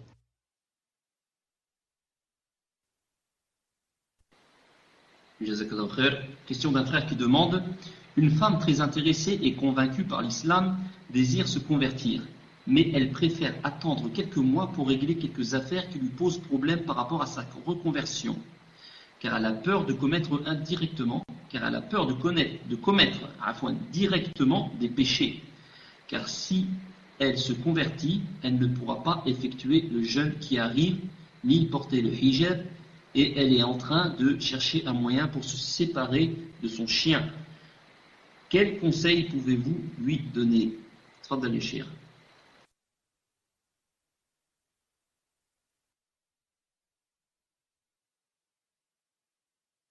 Naam, le conseil que je lui donne, ensuite, ce n'est pas seulement un conseil, mais c'est aussi une obligation. Vous m'entendez? Ce n'est pas seulement un conseil, mais c'est une obligation, et c'est ce qu'elle doit faire, bi'idhnillah subhanahu wa ta'ala. Qu'est-ce qu'elle doit faire? Elle doit immédiatement, inshallah ta'ala, annoncer ou alors faire les deux attestations. Pourquoi?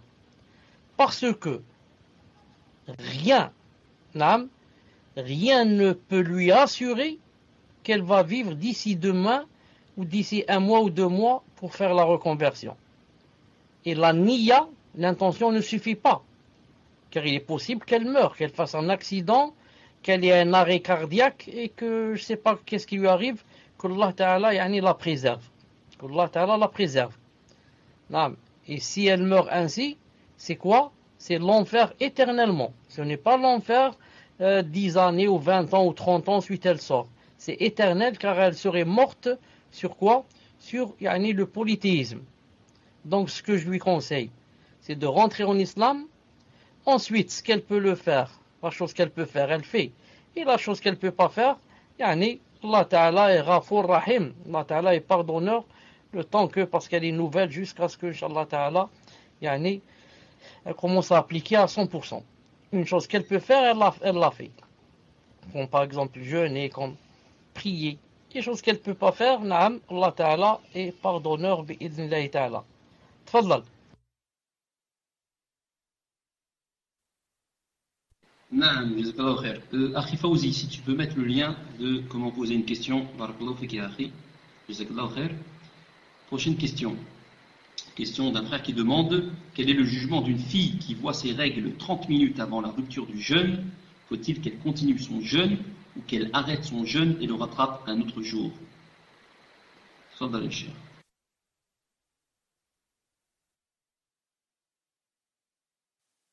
Si une femme voit l'apparition de ses règles,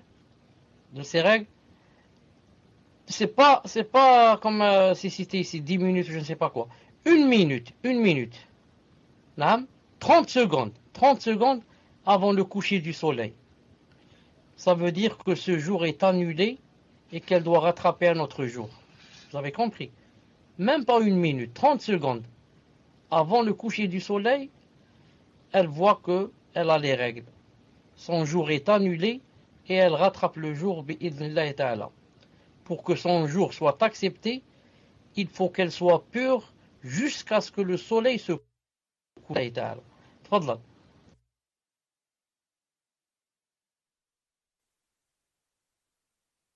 Naam, jazakallahu khair, cher. Une femme pendant le ramadan observe que la fin de ses menstrues ont eu lieu avant le adhan du fajr. Cependant, elle n'a pas pu faire le ghusl avant le adhan du fajr pour commencer un nouveau jour de jeûne en état de pureté. Est-ce qu'il est possible de commencer ce jour de jeûne même sans ghusl? Jusqu'à quelle heure est-il possible de faire le ghusl en ce jour pour que ce jour de jeûne soit valide? Barakallahu fik. Tfadal ya cheikh.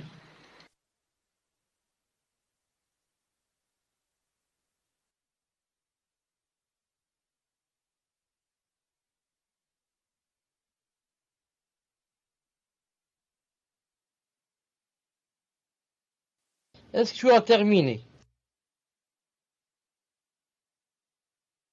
Comme il y avait des coupures, donc j'ai pas entendu la fin. Malish. Ce qui m'intéresse, c'est seulement le début. Est-ce que c'est possible de lire, Inch'Allah Ta'ala, la première phrase? Voilà. Une femme pendant le ramadan observe que la fin de ses menstrues ont eu lieu avant l'adhan du fajr. Cependant, elle n'a pas pu faire le ghusl avant l'adhan du fajr pour commencer un nouveau jour de jeûne en état de pureté. Est-ce qu'il est possible de commencer ce jour de jeûne même sans ghusl? Jusqu'à quelle heure il puisse le faire le ghusl en ce jour pour que ce jeûne soit valable? Barakallahu fikum.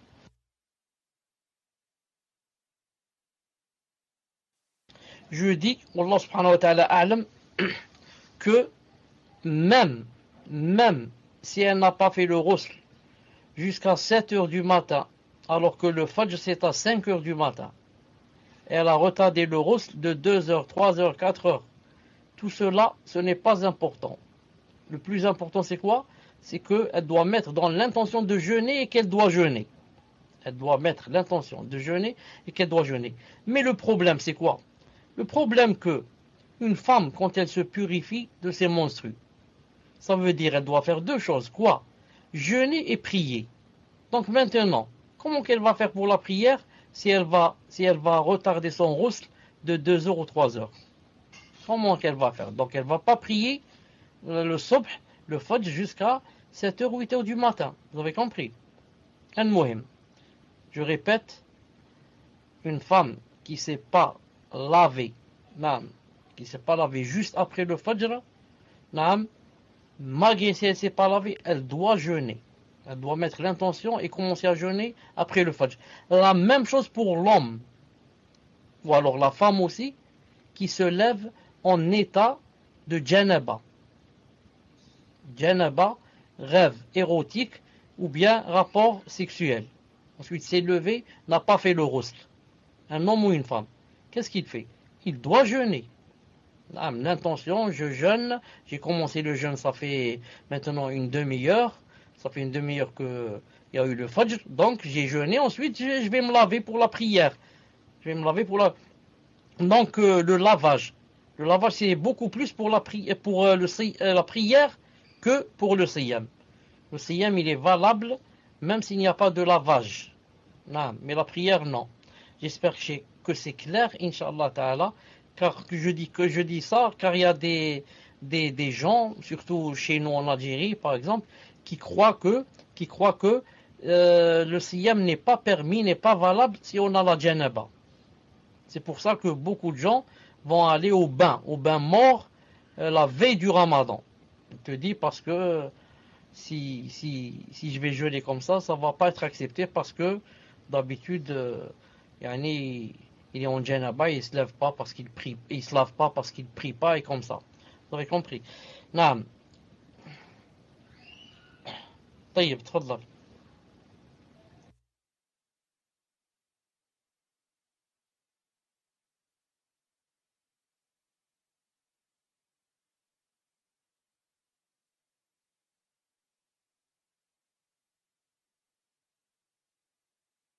C'est pour ça que le prophète sallallahu alayhi wa sallam se levait plusieurs fois en état d'impureté, en état de janaba. Et qu'est-ce qu'il faisait? Il allait se laver, et il jeûnait et il priait. Et après s'être lavé, bi'idhnillahi ta'ala. Tfadlal.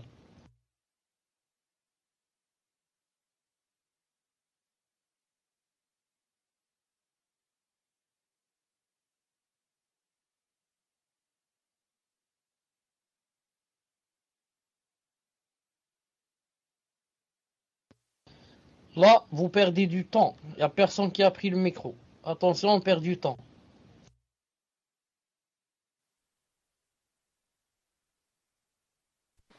Donc, prochaine question.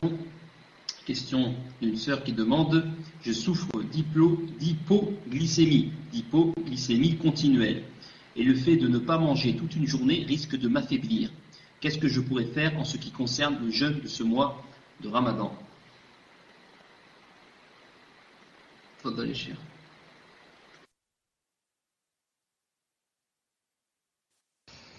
Si tu sais et tu sens les deux, que tu ne peux pas jeûner, dans ce cas, tu attends, quand le Ramadan se termine, et tu vois. Si ta maladie est guérissable, tu attends. Quand tu es bien, tu dois rattraper. C'est une obligation de rattraper le jour. Si par contre, la qaddar Allah, ta maladie n'est pas guérissable et c'est toute ta vie comme ça, dans ce cas, tu nourris un pauvre pour chaque jour manger. Tu nourris un pauvre pour chaque jour manger. Mais si la maladie est guérissable, dans ce cas, tu dois rattraper le jour quand tu seras bien et tu te sens bien. Naam. Wallahu ta'ala a'lam. Tfadlal. Naam, jazakallahu khair, Cheikh. Question d'un frère qui demande pour sa sœur. Sa sœur lui a donné de l'argent pour donner à manger à des pauvres, car elle n'a pas jeûné pendant sa grossesse, à peu près 30 jours, et 10 jours pour son beau-père qui était malade. Mais j'ai su seulement aujourd'hui qu'on devait nourrir 30 personnes différentes. Et moi, j'ai nourri une quinzaine de personnes, et je leur ai donné pour plusieurs jours de nourriture. Que dois-je faire? Nourrir des pauvres pour le reste des jours avec mon argent, ou bien avec l'argent de ma sœur? Donc il demande qu'est-ce qu'il doit faire pour rattraper cette erreur? Tfaddal ya Cheikh.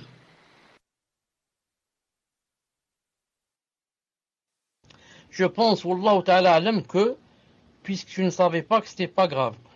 Je pense que, Wallahu ta'ala alam, puisque tu ne savais pas que ce n'est pas grave, mais que la prochaine fois, Inch'Allah ta'ala, il ne faut pas refaire cette chose, bi'idnillahi ta'ala. Wallahu ta'ala alam. Reste pour le père. J'ai entendu pour le père que lui aussi 10 jours, jeudi. Le père, on jeûne pour lui, on nourrit pour lui, dans le cas où il a une maladie incurable.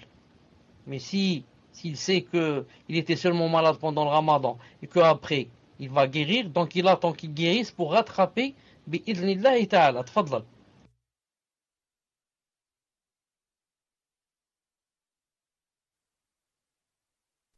Naam, jazakallahu khair, Cheikh. Prochaine question d'une sœur qui demande: pendant le ramadan, lorsque je cuisine, parfois je sens que les épices passent par la gorge. Est-ce que cela annule le jeûne? Dois-je mettre un masque? Jazakallahu khair, Cheikh. Tfaddal.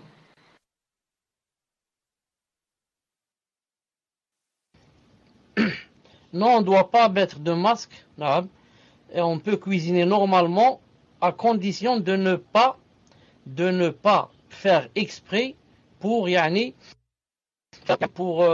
comment on dit, je sais pas si on dit asperger ou là pour tirer disons la fumée ou là avec le nez.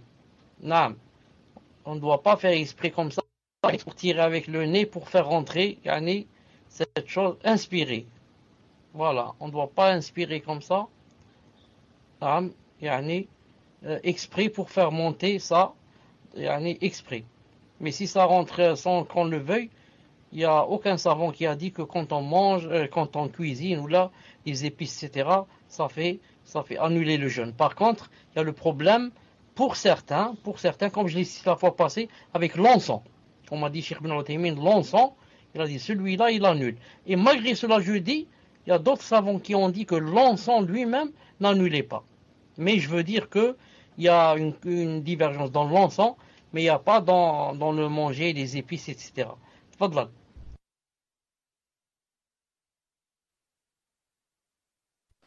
Jazakallahu khair, Cheikh. Prochaine question d'une sœur qui demande: une sœur vivant en France reçoit des photos du reste de sa famille qui vivent en Algérie.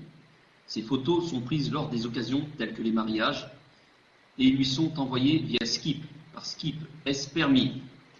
Fadal Cheikh.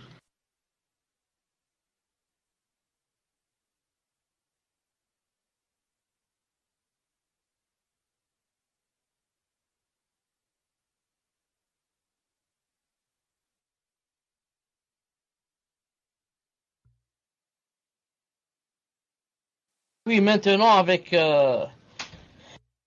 Internet, tout ce qu'il y a, comme je disais, avec les smartphones et ceci, cela, beaucoup de gens maintenant, pour eux, la photo, c'est devenu quelque chose de banal. Donc si tu veux t'éloigner des ambiguïtés et être sûr de ne pas avoir de problème Yawm al-Qiyamah, il faut éviter d'envoyer les photos. Là, il faut éviter d'envoyer des photos d'âmes, où il y a les âmes. Maintenant, si toi tu parles aux gens et si quelqu'un n'est pas convaincu, ça c'est sa faute. Moi je dis plusieurs fois à ma femme, ne fais pas ça par exemple, et elle des fois elle envoie. Je lui dis, elle n'est pas convaincue ou pour elle c'est pas vrai ou je ne sais pas quoi. Donc que chacun sera dans sa tombe. Mais l'essentiel c'est quoi? C'est que faire son possible pour ne pas le faire. La personne, moi j'essaie de ne pas le faire, toi essaie de ne pas le faire. Maintenant si autrui le fait, toi tu dis il ne faut pas le faire, chacun maintenant, comme j'ai dit tout à l'heure, va être c'est pas châtié. Comment on lui hasab, va être c'est pas examiné, compté, voilà. Chacun jugé, voilà. Chacun va être jugé personnellement. Chacun va être jugé personnellement بإذن الله سبحانه وتعالى. المهم تفضل.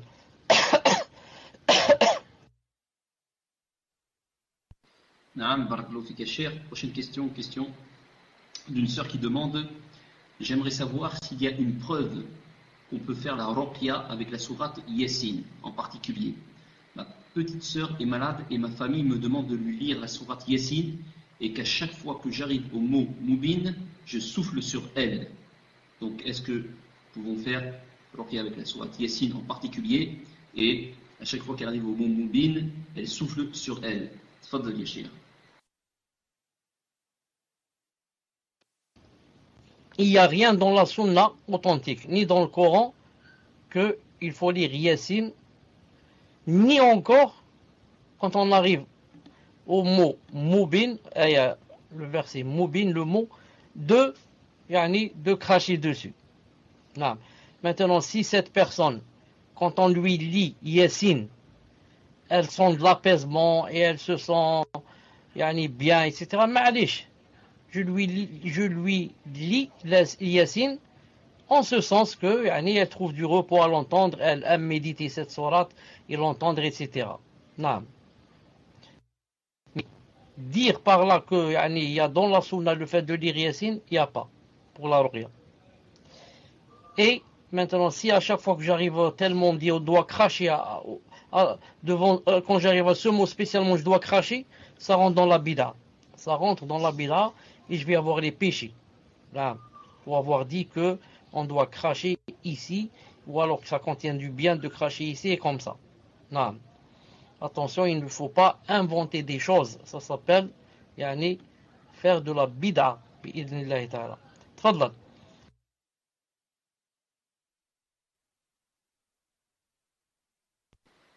Naam, barakallahu fik ya cheikh. Donc prochaine question d'un frère qui demande: dans la mosquée de mon quartier, qui n'est pas une mosquée sunna, à l'entrée il y a des livres d'innovateurs comme Tariq Ramadan en vente libre, c'est-à-dire qu'il n'y a pas de vendeur, ils sont posés sur une table et les acheteurs ont juste à mettre l'argent dans une boîte pour acheter. Outre le fait que la vente est interdite à l'intérieur des mosquées, je voudrais savoir si je prends ces livres afin de les détruire, cela sera-t-il considéré comme un vol ou pas? Et quelle est la meilleure solution pour s'en débarrasser? Je tiens à dire, si c'est cette mosquée-là que je connais, c'est vraiment une mosquée qui est, l'imam est un innovateur, c'est une personne qui est connue en France. Tfaddal ya cheikh.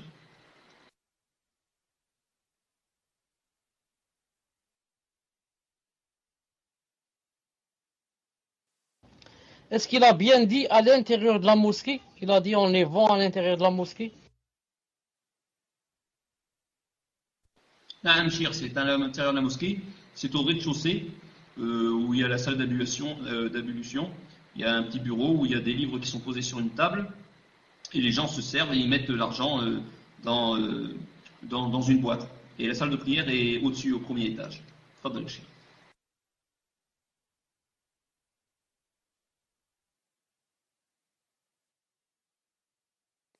D'accord, car moi j'avais compris dans la salle de prière. J'avais compris dans la salle de prière.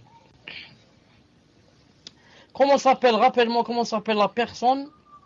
Les livres de qui elle a cité quelqu'un. Elle a cité quelqu'un. Elle a dit c'est les livres de X. Comment il s'appelle?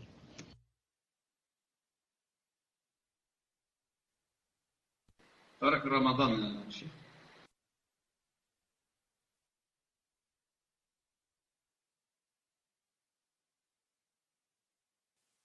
Ah d'accord, je croyais avoir entendu Tariq Sweden. Tariq Sweden. Même s'ils sont pas loin, les deux l'un de l'autre, que ce soit dans la prononciation, que ce soit dans le minhaj. Al-Muhim, je dis à cette personne que si tu sais qu'en prenant ces livres, pour les détruire ou je ne sais quoi, que tu vas faire une fitna. Et que, on va dire qui a fait ça, et ensuite on va rassembler les gens, et que peut-être on va aller au commissariat, et je ne sais quoi, et peut-être tu seras obligé de mentir. Si on te dit est-ce que c'est toi, tu vas dire non, c'est pas moi, etc. Je ne te conseille pas. Je ne te conseille pas. Parce que en islam, quand on veut enlever un munkar, quelque chose de blâmable, on doit la remplacer par quelque chose de bien. J'enlève un mal, je mets un bien à sa place. Mais si je vais enlever un mal pour ramener un autre mal à sa place, ou alors un autre mal plus grand, ça devient interdit. Ça devient interdit. Donc toi tu vois, si tu sais que ça va ramener une fitna, etc., il vaut mieux t'éloigner. Et ceux qui font cela, ce sont eux qui vont avoir les péchés, et pas toi, bi'idhnillah subhanahu wa ta'ala. S'il y a un moyen de montrer aux gens et de leur dire que voilà, ce livre, voilà le minhaj, cette personne, etc., ce serait bien de faire la da'wa. Naam. Wallahu ta'ala alam, c'est un conseil que je donne, c'est tout. Tfaddal. Ou de les conseiller, naam. Naam, jazakallahu khair, Cheikh. Prochaine question. Question d'un frère qui demande. Une sœur demande pour une sœur, mon mari et son frère ont la même mère, pas le même père. Mon mari et son frère, la sœur dit, mon mari et son frère ont la même mère, mais pas le même père. Il y a un fils qui atteindra bientôt l'âge de la puberté, Inch'Allah. Il est âgé de 14 ans. Devrais-je me couvrir devant lui? Est-ce un de mes maharam? Et je répète, cher, la sœur demande, mon mari et son frère ont la même mère, mais pas le même père. Il y a un fils, ça doit être un fils de la même mère, mais pas du même père, qui va atteindre bientôt l'âge de la puberté, Inch'Allah. Il est âgé de 14 ans. Devrais-je me couvrir devant lui? Est-ce un de mes mahram? Jazakallahu khair. Tfaddal ya Cheikh. Wallah, j'ai pas encore bien compris. Chauffe. Donc ça, c'est une femme qui dit son mari. Voilà, c'est bien quand tu me poses la question. Mon mari et son frère ont la même mère. Mon mari et son frère ont la même mère, mais pas le même père. Il a un fils qui atteindra bientôt l'âge de la puberté, Inch'Allah. Il a juste 14 ans. Qui a le fils? Son mari ou bien son frère? Ou bien le mari de son frère? Qui a le fils de 14 ans? Son frère. Le mari de son frère. Le frère du frère. Qu'est-ce que ça veut dire le frère du frère? J'ai pas compris. Et le fils du frère, tu veux dire? Tfaddal. C'est une khalota, c'est une tchekchouka. Tfaddal. Naam, cher. Vous m'avez fait rire. Naam, moi aussi je viens juste de comprendre. C'est le frère du père. Subhanallah, c'est un peu difficile. Moi aussi, j'arrive pas à comprendre. Parce qu'elle dit mon mari et son frère ont la même mère, mais pas le même père. Il y a un fils qui atteindra bientôt l'âge de la puberté. Qui est ce fils? C'est le fils à qui? C'est le fils à qui? Il a un fils. Donc le frère de son mari? Afwan, Fawzi, si tu peux te demander, s'il te plaît, c'est vrai, hein, on s'y perd. Barakallahu fik ya akhi Karim. Tfaddal, cher.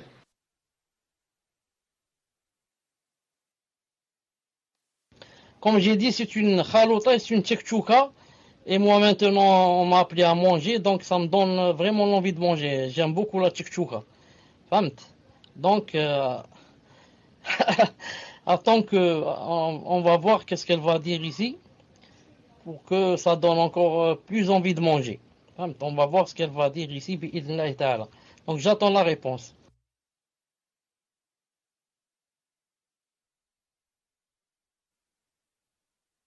Naam, cher, on attend Fawzi. On va voir ce qu'il nous dit.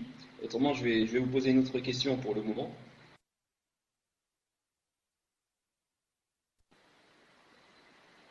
Afwan. Naam, c'est le fils de mon frère. Voilà, c'est ce que je disais. Donc c'est le fils de mon frère. Donc le fils de son beau-père. Donc le fils de son beau-père.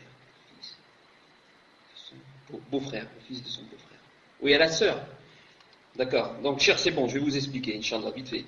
Mon mari, c'est-à-dire son mari et son frère, donc la sœur, elle a un mari, et le frère de son mari ont la même mère, mais n'ont pas le même père. Et ce frère, qui a la même mère mais pas le même père, il a un fils qui atteindra bientôt l'âge de la puberté. Donc elle demande si elle doit se couvrir devant lui et un de ses mahrams. Je ne sais pas si vous avez compris, je répète. Donc son mari a un frère, et ce frère a la même mère mais pas le même père. Mais ce frère, c'est-à-dire le frère de son mari, a un fils qui atteindra bientôt l'âge de la puberté. Donc elle demande si elle doit se couvrir devant le fils du frère de son mari, qui n'ont pas le même père et pas le même, qui n'ont pas le même père mais la même mère. Fadl le Cheikh.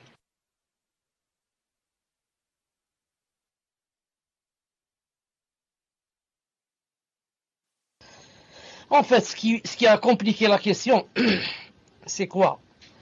C'est le fait que ils ont le même père et pas la même mère.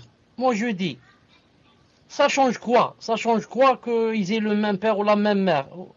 Femme, celui-là, c'est le fils de qui? C'est le fils, du frère de ton mari. C'est le fils du frère de ton mari. Maintenant qu'ils aient le même père ou la même mère, ou les deux pères ensemble, ou les deux grands-pères, ou les deux grandes-mères, ça ne change rien. C'est le fils du frère de ton mari. Le frère de ton mari lui-même, c'est un étranger pour toi. Et son fils, c'est la même chose. Qu'ils viennent, du même père, de la même mère, ça n'a rien à voir. Naam. Tfadlal. La dernière question, Inch'Allah, parce que cette question m'a donné faim. C'est quoi la dernière question, Inch'Allah? Cher, donc vous disiez une dernière question, je voulais juste vous parler avant que vous partiez. Il y a une personne qui demande, Inch'Allah, donc elle dit assalamu alaikum, excusez-moi de vous déranger. Avec une sœur, nous voulons faire un blog répertoriant les questions-réponses de Shir Chalabi, une sorte de ilm shari, mais spécialisé dans les questions-réponses du Shir, afin de faciliter l'accès aux questions souvent posées sur le paltok. Pourriez-vous demander à Shir s'il serait d'accord? Barakallahu fik. Et après elle dit, c'est pour faciliter aussi, car on remarque que souvent les mêmes questions sont posées. Là, ça permettrait aux gens de consulter le blog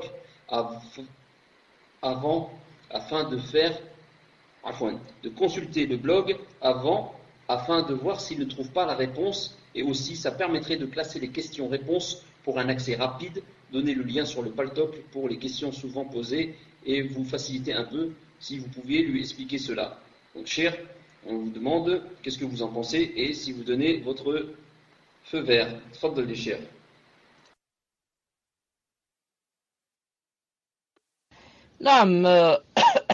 Tout ce qui est des propagations de la science, je donne le feu vert.